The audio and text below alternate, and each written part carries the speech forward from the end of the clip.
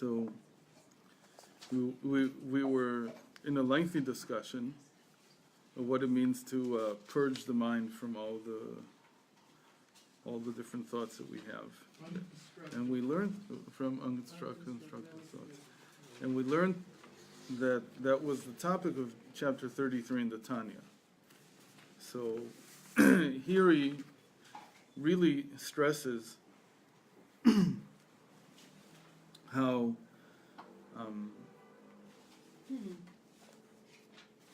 you can do this with a positive meditation. It's not just something that's just to purge sounds like not to do something. But he wants us to do something positive.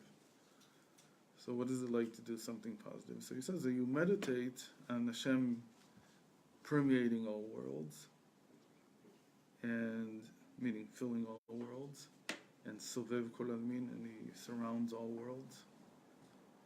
And most importantly, that everything before him is as if it doesn't exist. Kula Kamei Kilo Chashiv.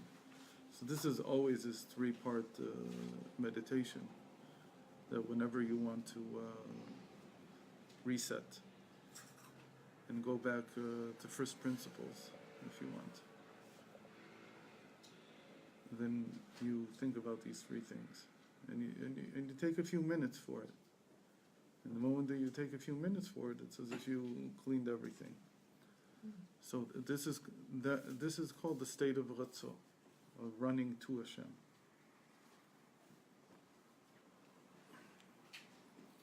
I think the Sfardi people, when they say the name of Hashem, every time, A little bit different. So on line 36, even before line 36, line 30. For surely its radiance and light, the sun puts out light. So that's like Hashem putting out light to create the worlds. And by create worlds, we mean to bring consciousness into reality, so that we become aware of reality. That's what the light like illuminates.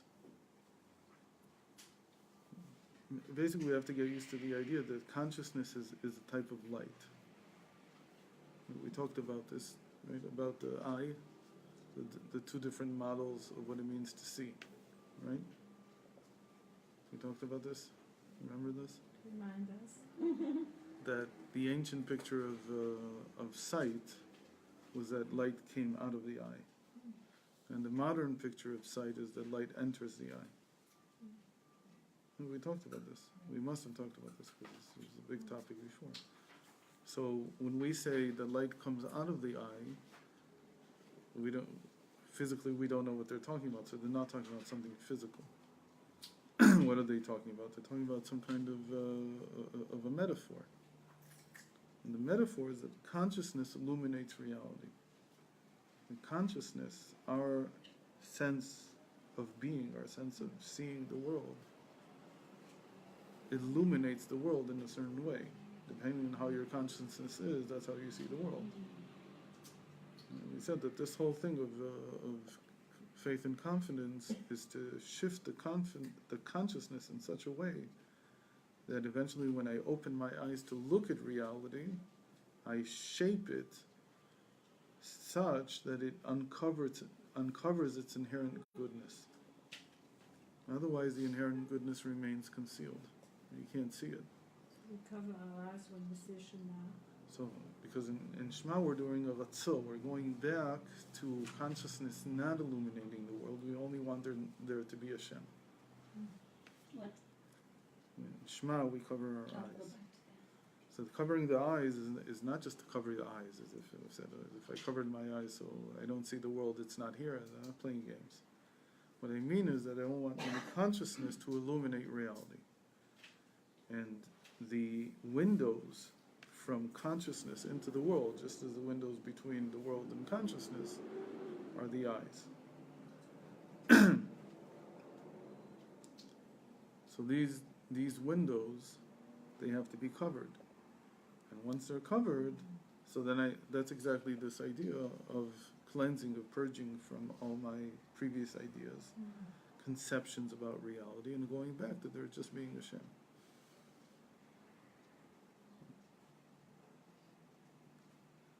And then when I open my eyes, then I'm ready to see the goodness in reality. But if I don't do this before, then, meaning when my eyes are closed, it's not enough just to close them. I also have to really purge, to really cleanse, to really go back to that there's only Hashem Echad.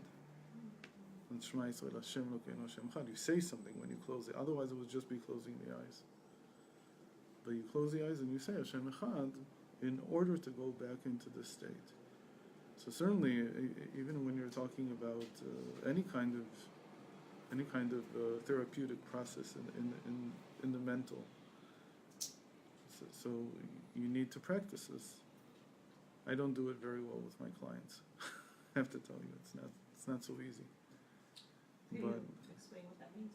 Like, on a tangible way to define it? to get them to close their eyes and not to focus on me, but to focus on Hashem. I haven't been able to sever the connection, like to bring it to the point where they're not hearing me, but they're hearing themselves, like Shema Yisrael, they're hearing something higher. So when you do that, and again the focus is that Hashem fills everything and He surrounds everything, and most importantly, everything before Him, including me, is like nothing. And then there's only Hashem. And when you go into that state, and we'll see a little bit later, we'll develop it some more, that state is called faith. That's what it means to have faith. It's one of the reasons why the Rebbe didn't like, and in general, if you have some chush, like a little bit of a sense in what does it mean to have faith. So, to have faith is not what the Rambam writes.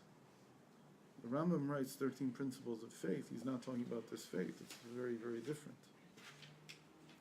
The only principle in the Rambam that is related to this is the last one, is the Tchias HaMesim. It's the only one that's somewhat related to this. Everything before that is sort of too much.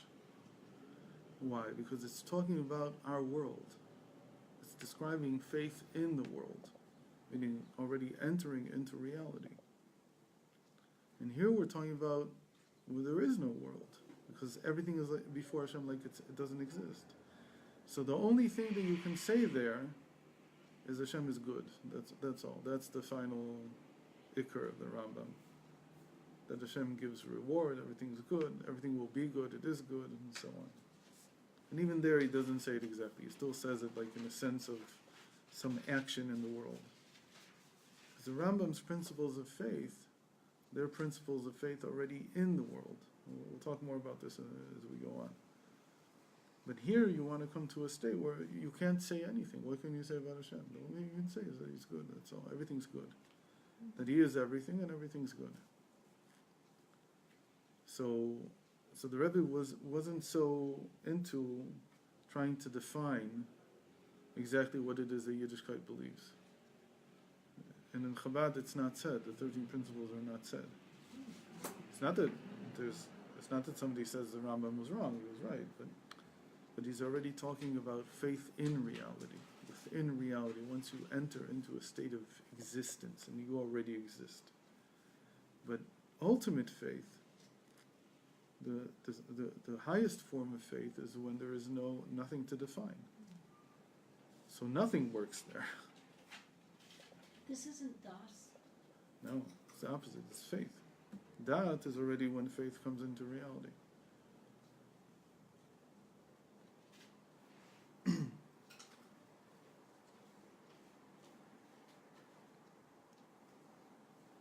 Okay? So, if you can enter into the state, he says, it's like the sun's radiation and light at their source. The orb of the sun in the sky. Everything goes back into its source. But surely its radiance and light glow and spread forth there too. And even more strongly than in the space of the universe. But there, the light is nullified within its source as though it were non-extant at all. Meaning, it's not to say that somehow the world disappeared when I do this. The world exists in some sense. But inside the sun, it has no separate existence at all. That's what it means that it's nullified. There's nothing separate. There's nothing that exists in it by itself. So it's only Hashem. And Hashem contains everything. But the overriding idea is that it's all good. So every time that you build a vessel, you learn something or you do something, what do you have to do? You have to step back and say, up to here, my creation, and from here on out, if I want to reveal the inherent goodness in it, I have to step back. And to step back is to take it back, the ratzah is to take it back into its source in Hashem. And in Hashem, it's all good. So whatever is not proper here, that I didn't do right, this purging, this ratzah, emunah, will set it right, because Hashem will now, it will be swallowed back into the infinite. And when it reemerges in my consciousness as an object, whatever it is, as a thought, it'll be filled with Hashem's infinite light. Learning, if you're building, if you're learning, you're not stepping, you're coming out of it. Even then, in reality. even when you're learning, so you construct, you understand as much as you can, but then you take a step back. And I try to understand as much. It could be that I learn for an hour or 2 hours, even it could be 3 days straight. And I build a vessel, whatever my vessel is right now, and then I have to take a step back to let Hashem fill it. And to fill it with infinite light, not with my limited light. My limited light is my understanding. Really, to be able to do that is the real source of creativity and inspiration. Because creativity and inspiration, for them to feel fresh and new, they have to come from the infinite, not from my. I can do a lot of manipulation, I can try to do something new. Let's say I'm writing a book. So most of the book is a repetition of stuff that's already been written. We're talking about like a fiction novel.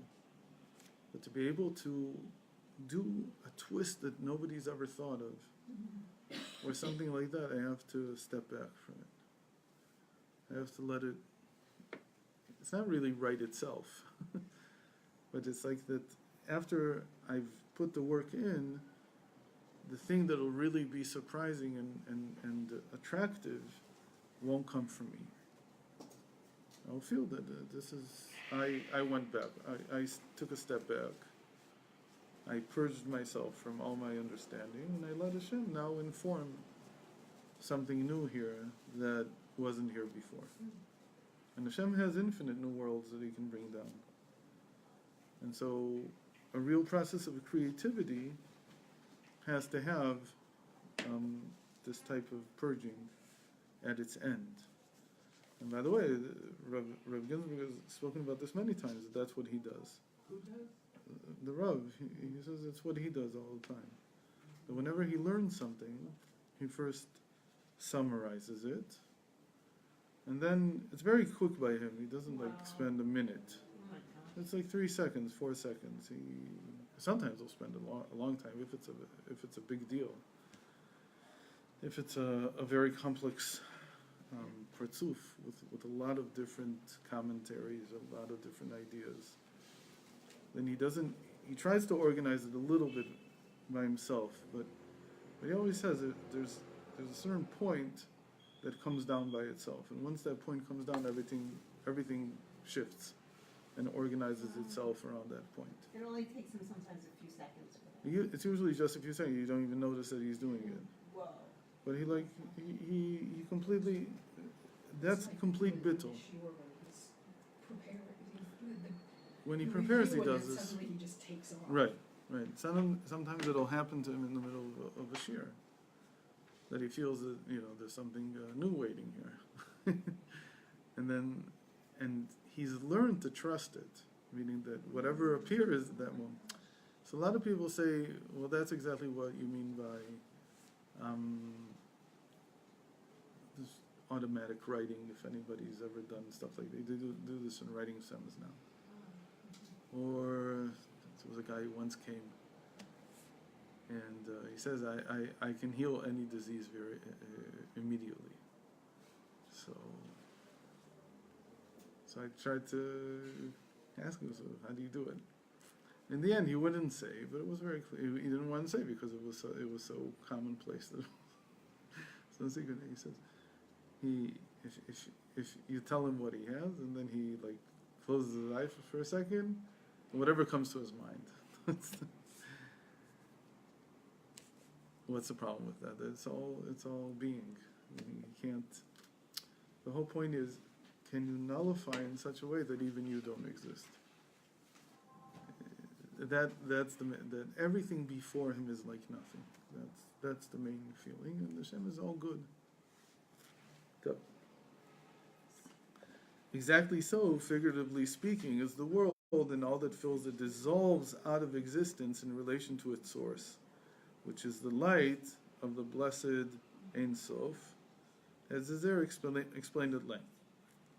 When one will deeply contemplate this, his heart will be gladdened, and his soul will rejoice, even with joy and singing, with all heart and soul and might, in the intensity of this faith, which is tremendous. Since this is the experience of the very proximity of God, that's what it means to be b'dveikut, to be one with Hashem. And it is the whole purpose of man, and the goal of his creation. So this is a little confusing. I thought that the goal of man in creation was to do mitzvos. So this, we'll see a little bit later, this is what it means, that the goal of the mitzvos is to be nullified. It's very confusing.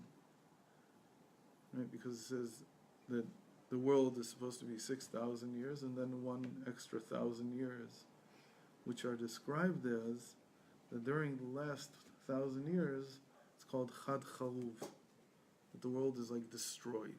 That's the language that the sages uses. Obviously, they don't mean, well, it's not so obvious. Some people thought it meant Armageddon, right? That's what the Christians understood. And they took that in all their directions. And unfortunately, it's very, very, it's really permeated human consciousness that somehow the end is terrible before it can become better. So that certainly you have to get rid of. That's not true at all.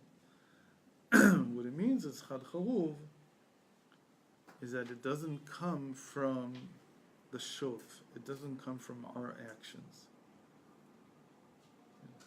What doesn't come from our actions? The last 1,000 years are not the product of human action. Wow.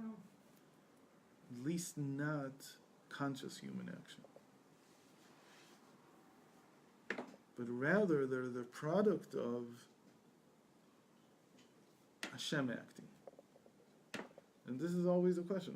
What do you mean Hashem? Hashem is also acting now when I speak. But here when I speak, so he's entering into a vessel that feels separate. Because I feel separate, because I am a separate entity. And in these moments of ratzon, of running to Hashem, I can't speak at the same time. It doesn't work, right? If I'm purging now, if I'm dissolving my consciousness and returning it into Hashem, so I can't act at the same time, I can't work at the same time, I can't speak, I can't do things. I'm just inundated with the infinite light that comes in, and then after I finish, then I use that light in order to inform the next stage or to add creativity into what I've done and so on. But I can't do it at the same time. I don't have that ability. So I'm either running or I'm returning. I'm either running to Hashem and dissolving my separateness, or I'm returning into reality, and there my separateness is part of what makes me function. So when the Chachamim say Chad Charuv, they're saying that in the last 1,000 years, after the 6,000 years are over, the main driving force will not be the feeling of separation from Hashem. Rather, it will be the infinite acting directly through the person. In which case, how else do they say this? They say mitzvot beteilot la'atid lavo, which means that the mitzvos will be nullified in the future. And again, you have to understand their mashal. You have to understand that it's a metaphor. They're using metaphoric language. How could the mitzvot ever be nullified? They're never nullified. Torah's universe is eternal. And there it says, Tzavet b'nei Yisrael, command the Jewish people. It says you can command something that's separate from you. You cannot command something that's the same as you. So it's not that we won't do mitzvot. We will do the mitzvot, but they won't be a tzivui. They won't come as a command. They will just flow naturally. If Hashem can't command me to breathe, why? Because I breathe anyway. I don't need to be told. But to put tefillin on, I do need to be commanded. Why? Because it's not natural for me to put tefillin on. But in the last 1,000 years, I'll reach such a state that the separation will not hinder the mitzvot. The mitzvot will become like a natural part of being. It doesn't mean that I'll grow tefillin on my hand. I won't have like tefillin. But I'll put tefillin on without the need to be commanded. It will be just so clear, like just like I breathe. I will keep kosher in the same way that I breathe. I'll keep Shabbos the same way that I breathe. It's not a commandment anymore. It's not something separate. So that's called that 1,000 years, the last 1,000 years is like a desolation of the world. Chad Charuv.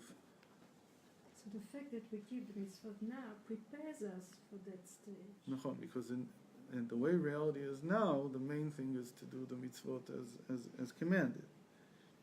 But he says here the real purpose of man, the real purpose of creation of all the worlds, both upper and lower, is that he may have an abode here below. And what that means is exactly this: to have an abode below, what we call Dira B'Tachtonim, is that Hashem is simply the driving force behind everything, and not just Hashem the way He is now. Of course, also now He is, but now He's the driving force in something, in a separate vehicle. Then the vehicle won't be separate anymore, and it'll be when the vehicle becomes not separate. Then the infinite light can be the light that drives it. Right now, the limited light is driving me. The limited light is everything we talked about, the kav, about the line that the path each one of us follows. That's called the limited light. No Yetzirah.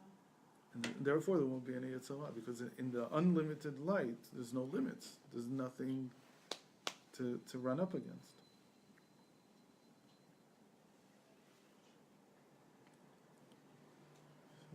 You just mentioned that this is one of the 12 Pesukim that the Rebbe wanted everyone to memorize.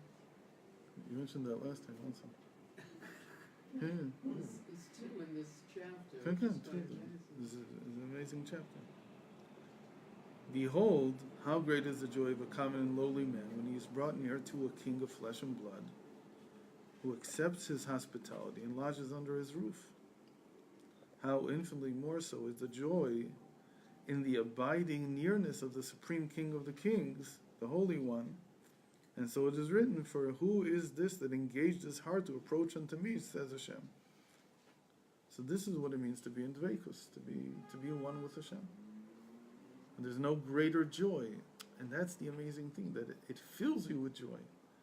You might think that it would fill you with awe.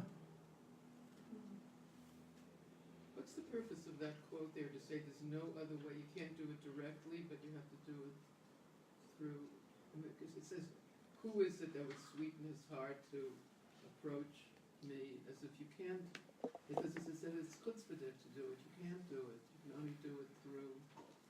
what it says Meaning, here. if you would try to reach such a state of elation, like we know that the Shekhinah only resides on a person when he's in joy. So if you would try to get to this level of joy from yourself as separate, there's nothing in this world that could bring you to that state. It doesn't matter how rich you were, how healthy you were. Nothing could ever bring you to this state. By your own devices, you can never reach such a level of joy. And so for Hashem to mamish be one with you, it has to be from dafka nullifying everything. For this reason, it was instituted to offer praise and thanks to His blessed name each morning, and to say, happy are we, how good is our portion, how pleasant is our lot, and how beautiful our heritage. In other words, just as a person rejoices and is happy when an inheritance of immense fortune, for which he had not toiled, that's the main thing. It doesn't come as a result of my actions.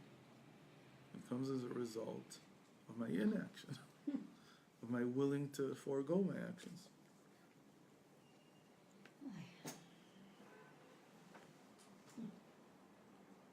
So it's called an inheritance, It's called an inheritance.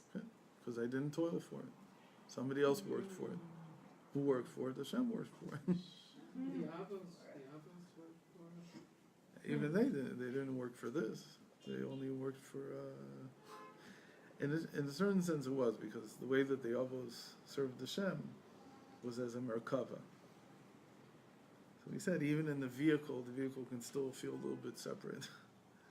But really, what we mean to say is that all their whole being, their whole essence, was one with Hashem. They had no feeling of separation. But because of that, the mitzvahs that they did not impact the world, because all their mitzvahs were like in a state of ratzon, not in a state of shov. There's no tzivui by them also, but they still do all the mitzvahs. Right? That's exactly the state of the future. Tzivui is a commandment. There's no command. They weren't commanded anything. To impact the world, you have to have a commandment. You have to come into the world. You have to have a self. You have to have a separate existence. But they didn't. In their service of Hashem, they were completely annulled to the infinite light. That's also why they didn't have Torah yet. It's not to say that they didn't have Torah. They had Torah. But they had Torah that wasn't Torah. They had some of the text. We know that they had a lot, even had a great deal of the text. They were Nevi'im. And Torah is standing there. And if you're a Navi, it's a storehouse that you go into. And each time you take something out. So they took things out. But not until Moshe Rabbeinu came and described it as mitzvos did the Torah really come down. Until then, it was still... We know that the Malachim had Torah before. The Torah existed before. It was in a state that it could be accessed, but you had to be completely spiritual. And the moment that you tried to bring it down into physicality, it dissolved. You couldn't. You couldn't. So they had Torah. They even learned. Yaakov was learning for 14 years. He learned. What did he learn? Yosef was strong too. Everybody was learning. Everybody was learning. But they couldn't bring it down. Because you have to wait until Hashem brings it down. That's the chiddush, that Hashem, that we talked about in length, that Hashem concentrates himself into these words. He takes the infinite light and he enters it into particular words that become the Torah down here. And the whole trick is, like Moshe Rabbeinu did, that it became a commandment. That the whole Torah is a commandment. Even when it says Bereshit bara Elokim, it's a commandment. What's the commandment there? The commandment is to believe that Hashem created the world. If you think otherwise, I'm commanding you to think this way.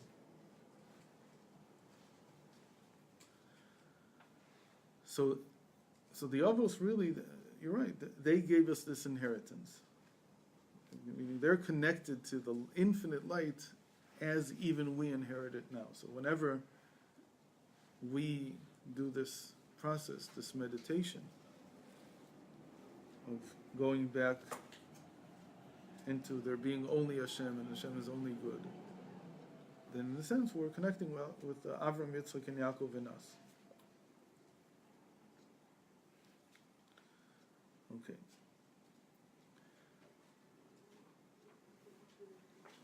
For which we had not toiled, falls to him. How infinitely more should we rejoice over our heritage that our fathers have bequeathed to us, namely the true unity of Hashem. That even down here on earth there is nothing else beside him alone, and this is his abode in the lower worlds. So, again, the thing that, so when somebody says, I believe in Hashem, but they don't do mitzvos, something that you hear a lot. Yeah. I believe in Hashem, In my heart. in my heart, but I don't do any mitzvot. So on the face of it, it's like completely a contradiction. What are you talking about? It's impossible to not do mitzvah. So, that's a lot of people say A lot that. of people They say it, but they must do it. And they do things, right? They do things, but they not don't think they're doing it understand. as I'm just a good person, but I'm not doing it because Hashem commanded me. So on the one hand, you say like, no, I can't even. this is not serious. On the other hand, that's where the world is going. Going? Oh, great. As time progresses, this simple faith that doesn't do anything becomes more and more important. What do you mean it becomes more important? You mean they don't have to. That keep as the mitzvot? good, no, again, you will do mitzvot, But not out of but not because I'm obligated, because it's natural.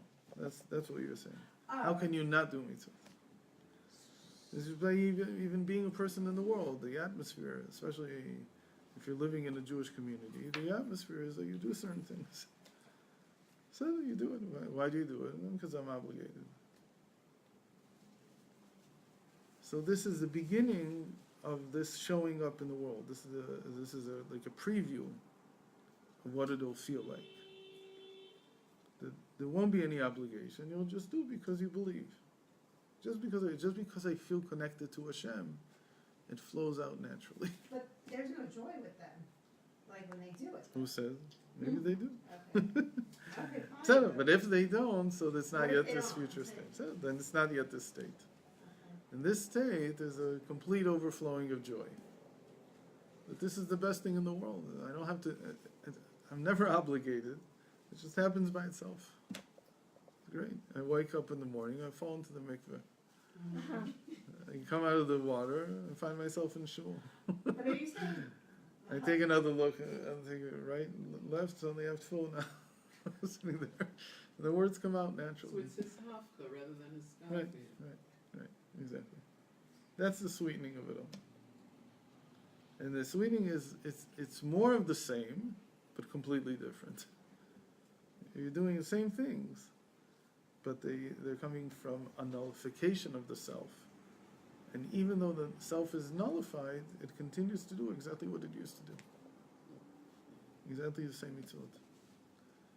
So it's almost like saying that as this infinite light begins to take hold more and more, in reality becomes more and more available, like especially with Chassidus. So people feel the main thing is to believe in Hashem. And what do you mean by believe in Hashem? Well, you don't believe that He gave Torah and we're obligated? That's not belief in Hashem. You're right. That's already faith as it comes down into reality. But to truly believe in it is just to believe that Hashem is good, that's all. That Hashem is everything and Hashem is good. And this becomes more and more present and more the state of reality as we approach the redemption. It doesn't mean that, again, there's mitzvot. It's just that they're supposed to flow naturally. And so some people will experience, it's almost like they experience just the simple faith, and they don't have a tradition of obligation. They lost it somewhere along the way. So we try to remind them, look, you need to join the, right? Join everybody. And we still have to do mitzvah because it's not over yet. We still need to be obligated. But that feeling that you have, don't lose it. Okay? Don't lose it. Especially about tshuva, don't lose that. You have this simple feeling from which you came to Yiddishkeit, which was that Hashem is good, and I just want to be connected to Hashem. And then I came, and then they told me, oh, you want to be connected to Hashem, so you got to do this and this and this and this and this and this. Good job. One of the signs is that we have less and less mitzvot all the time. In the time of Beis HaMikdash was a very strong presence of the kav, of the shov, of Hashem coming down into reality. He had a dwelling place. He had a place where he came down into. So in the Beis HaMikdash, there was many, many mitzvot. There's 248 positive commandments you can do. When you come out of Beis HaMikdash, when the Beis HaMikdash is destroyed, it's a little bit like the Chad Charuv. It's almost you feel a little bit of what it means that something was destroyed and you can't do what you wanted to do. So it has to happen by itself. All these mitzvot, they still happen. All the things that were done in the time of the Beis HaMikdash, they still happen. It's just that we can't do them. The man mandate. You can't. The world wouldn't exist if they weren't being done. But they're being done by themselves without our involvement. It's a very I thought deep you thing. said that was just starting to happen now. With us involved, yes. But with Hashem showing it, that there's like, a mitzvah can't stop. A mitzvah is eternal. A mitzvah is a pillar of the world. The world doesn't exist without the mitzvah. If I understand that 248 physical mitzvot, positive mitzvot, and the 365 So we're doing it, but prohibitive. we're really not doing it. So we're We not just have doing to it. think Hashem's we're doing it. That's Hashem's the doing it separateness right now. we're thinking. Hashem's doing it. It has to continue happening. So that's like a certain sense you get of what it means that it happens by itself. There's a mitzvah of bringing the Omer. So, or let's say we just went through this mitzvah. It's very interesting. We just went through the mitzvah of Korban Pesach, and we can't bring a Korban Pesach. So is there no Korban Pesach? There has to be a Korban Pesach. Even if I can't bring it, there has to be. The world can't exist without it. So where was it? Where is it hiding? What's the thing that you do most without having to think about yourself? You said the breathing. So breathing is the most, and then there's something very close to it. Speaking. When you speak, it speaks by itself. You don't have to think in order to speak. You You speak. should. You could. Use don't have to your think, feminine just intuition. To say, people don't think before they speak. They can speak without having to think. Think at the same time that you're speaking. Right. It doesn't work so much. You have to stop. So what mitzvah did we do instead of the Korban Pesach? You said it. We said the Magid. Haggadah. The Haggadah itself. This the Rav talked about in the Shvisha Pesach. It's a beautiful thing. So what does this word Magid come from? What is it similar to? It's similar to the word Gedi. It's a Korban. Haggadah. And the Haggadah at the end is like if we finish the Magid. But the idea is that Neshalma parim sfateinu. Like all the korbanos that we do, all the korbanos that we had to bring, instead of that we speak. We say we daven, we do this. There's no feeling there that I'm doing something. It flows naturally. I said that's one of the reasons why we don't say a bracha on the Agada. It's a mitzvah. Why don't we say a bracha on it?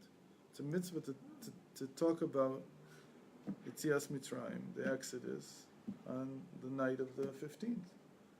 So why don't we say a bracha? So there's all kinds of answers. One of the deepest answers is because we don't want to limit it. Because when you say a bracha, then somebody says, no, so when do you, like I said, a bracha, what, I have to know when the mitzvah starts and ends then. 72 minutes. Okay?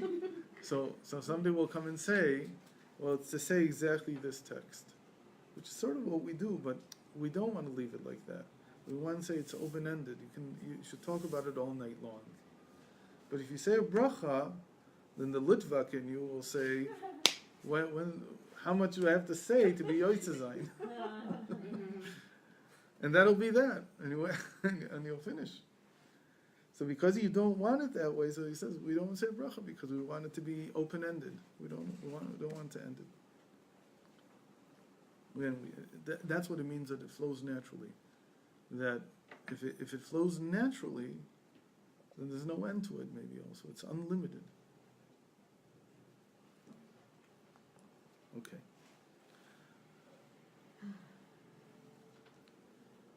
So this is what our rabbis of blessed memory said, 613 commandments were given to Yisrael. Came Habakkuk, and last time I messed it up completely. Starts from 613, then goes down to 13 by David, 11 by Yeshaya, then 6 again by Yeshaya, I think. And then there's a whole sequence of numbers, down to 1 with Habakkuk. And he based them all on a single one. As it is written, the righteous shall live by his faith. Tzaddik b'emunato yichya. And in the end, you live by faith. And we already said that there's 2 types of faith. Right? There's faith in Hashem and faith in the tzaddik. We explain that in terms of yira, for instance. And that the Baal Shem Tov says, Umaya derech li'irato. How do you come to fear Hashem? So you have to first fear Moshe Rabbeinu. If you have yira for Moshe Rabbeinu, ve'apei Moshe milta zutratahi. That if you fear Moshe, if you have faith in Moshe Rabbeinu, then it's a short step to continue to Hashem. Because the tzaddik like that is not he has no self. And he's never seen. As much as we say Moshe, we don't know who Moshe is. We don't. Nobody worships Moshe. Nobody cares who Moshe is. And he's not, because he's not something in the middle. He's an intermediate that takes up no space. Memutza she'en bo mamash. So the righteous shall live by his faith. That is to say, as if there had been no more than one commandment, namely faith alone. And he says, when you feel burdened by reality, this was the thing that we started because of. You feel burdened by all that you have to do in this world. You feel burdened by your obligations. You feel burdened by your consciousness, how you see things. It's too difficult. I'm not getting anywhere with my relationships. I'm not doing anything here. I'm not doing anything with my learning. I'm not this. I'm not that. I can't stand the burden anymore. So the way that I take it off is through this faith. That's what it means that they condensed it down until you had only faith. And that faith is the essence of everything. It's like everything was concentrated down into one thing. Yeah. Do you have a meditation for this? Like, because it seems like something practical. Like, if you are feeling like that, like, how do you get into that space, practically speaking? So you have to. So for us, it's just to close your eyes and just to feel that these 3 things: that Hashem is in everything, He's around everything, and everything before Him is like nothing. So it's like I've filled everything up with Hashem, and I've encased everything by Hashem. And in the end, if there was any kind of gap still before Him, it's like nothing. That gap doesn't exist. It's not a real gap. It's just a gap. It's not something separate. And that's it. And to see everything in the world that way, everything is hollow, everything is swimming inside the infinite, and in the end there's nothing. It's all nothing.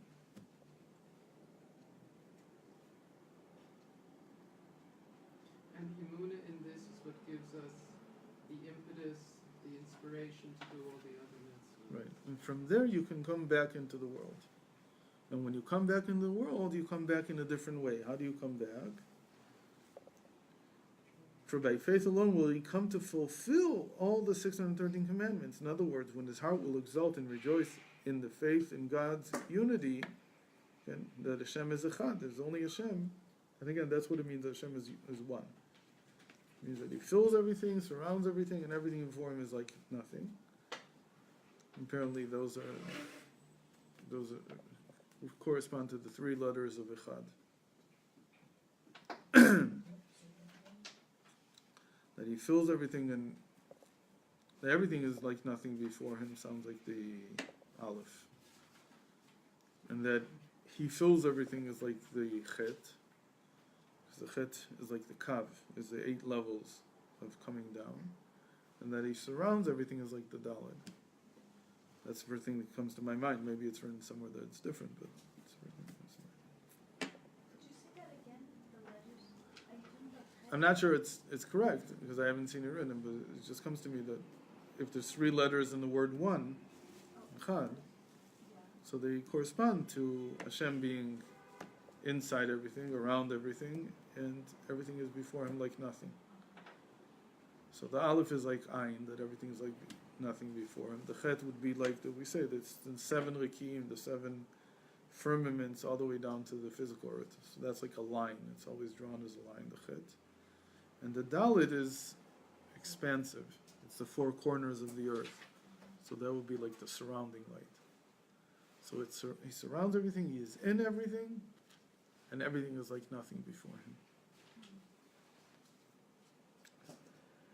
So when a person feels this, when his heart will exult and rejoice in his faith in God's unity, in perfect joy, as though he had but this one commandment, and it alone were the ultimate purpose of his creation, and that of all the worlds. And again, this will be the ultimate purpose of creation. Eventually it is that. Meaning every moment that I spend now in this state is like a moment lost. Why is it lost? Because I'm not doing. Because I can't do when I go back into that state of there's only Hashem. So I'm sort of losing time in this world because I'm not doing something. That's good. But in the future, that'll be the main point of the world. That everything will be done in this way. Meaning everything that will happen in the future, after Mashiach comes, after the Beis Hamikdash is built, after Amalek is destroyed, what kind of existence is there? That everything that's done is done from this space, from this conscious space. You will be able to actually do things while in this state. Right now, if I'm in this state, I'm not in the regular state. I can't function. But it's not, it inspires, like then when Right. you come back, it's Right. not like Exactly. like you're renewed. No, you're renewed. But during that time, it's like when you go to sleep. But then Waste the of time. comes later. Right. You know, like, But in the future, it itself will be the action. So then, with the force and vitality of his soul, which are generated by this great joy, or even say regenerated, his soul will ascend ever higher above all the internal and external obstacles which hinder the fulfillment of all 613 commandments. This is the meaning of the words, and the tzaddik shall live by his faith, with the emphasis on shall live, as at the resurrection of the dead, like Tchias HaMesim. That's what we said, that the only ikar of the Rambam that's close to this is the belief in Tchias HaMesim. And by the way, there's a sikha from the Rebbe, an incredible sikha, where he says normally we explain that Tchias HaMesim means that the body will be eternal. Because there's a dispute. There's two opinions, Ramban and Rambam. Ramban says that the body will be eternal, and therefore the world of recreation, Olam Atchiyah, will be infinite. It'll be an infinite physical world, because the body will be eternal.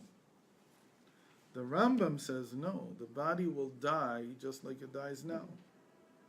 Meaning after 70, 80, 90 years of receiving the reward of living in the world to come, in the world of Tchiyah, you'll die again.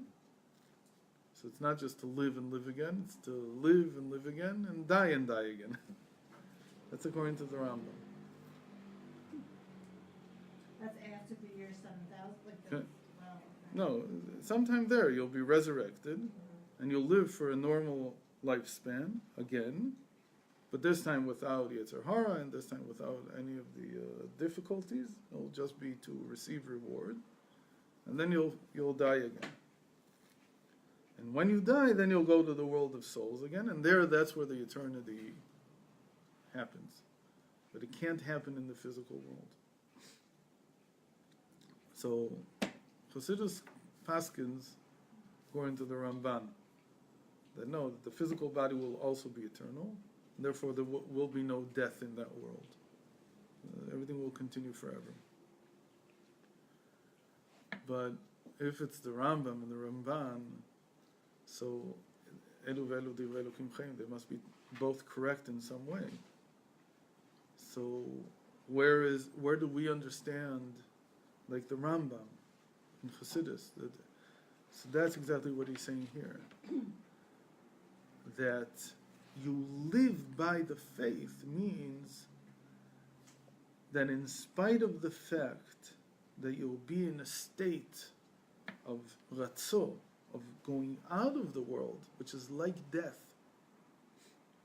and you won't be without the world. The world will come with you. That's how the Rebbe explains it. That's why you'll be able to continue acting. What would be the mashal? The mashal used before is that the light of the sun, when it's inside the sun, has no meaning. Because the sun is so much greater than any ray of light, so the ray of light disappears in the brilliance of the sun. But, says the world to come after the resurrection is such that even when you go back into the infinite, the finite continues to take up or to have meaning. And therefore, you are able to act while still in that state. It's actual action. Why? Because the world comes with you. When I now purge, when I go into the state of just seeing the infinite, I leave the world behind. It doesn't come with me. I can't take it with me. That's the whole point. I don't want to take it with me. But after everything will be rectified, so on the contrary, I want to take it with me. So it goes with me into the sun. It goes with me into the infinite light. So that's like the Rambam who says that the physical reality will terminate. It'll like die, as it were, in the same way that I'm sort of dying when I do this because I'm no longer in the world. So, but all of reality, the physical reality, will come with me. When I do this, by the way, my body doesn't come with me, of course, right?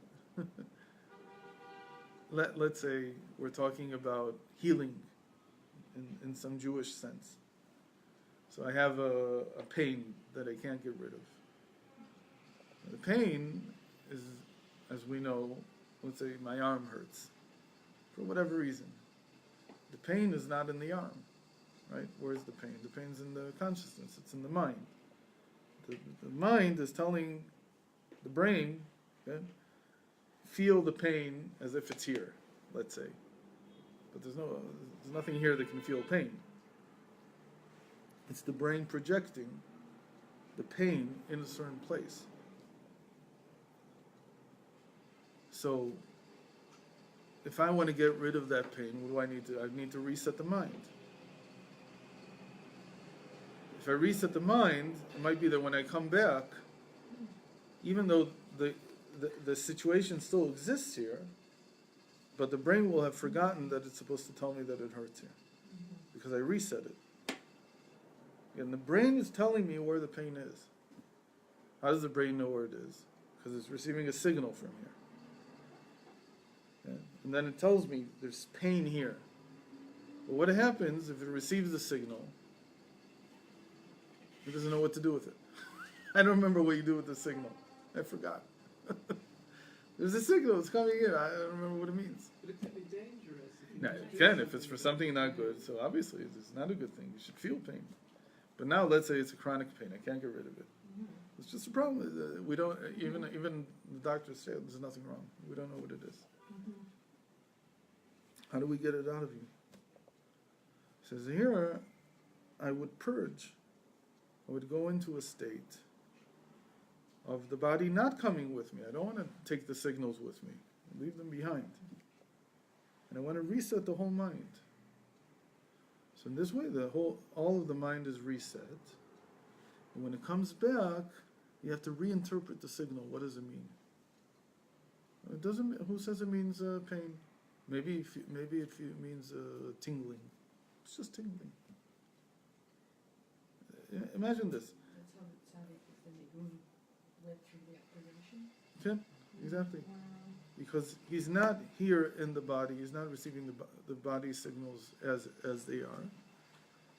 He's reinterpreting them.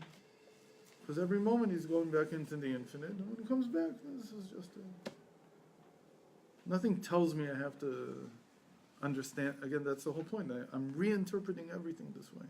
I'm giving new meaning to everything I've done.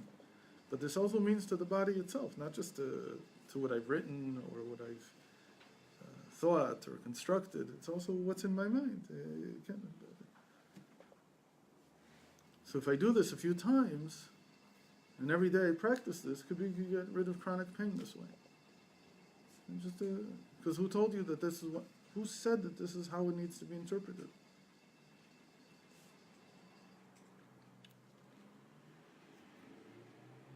But what if, not only that, but the body went with me into this state? That's what the Rambam is saying. That it's not just the mind receding into this infinite state, it's the body also.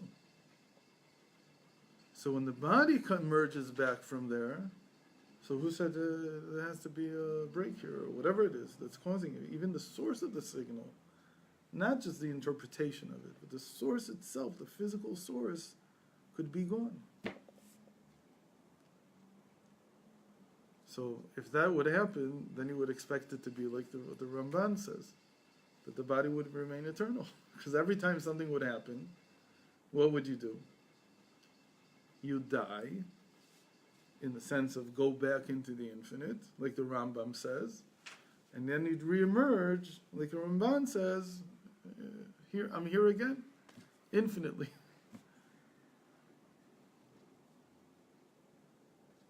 And so then, Elu velu divrei Elokim chayim. They're both correct. So say you need both of them to make it really work well. For the Ramban to be able, for the body to be able to be, in a certain sense, unlimited and infinite and eternal, there has to be a mechanism in which the body can accompany the nefesh, the psyche, when it goes back up into this source, into this infinite source. And the body comes with it, and it reemerges fixed, with more energy than it had before. So it could be that the answer is that actually you need both of them together to create this final state where everything is eternal. So I really do need to end. That's how I feel. You summed it up.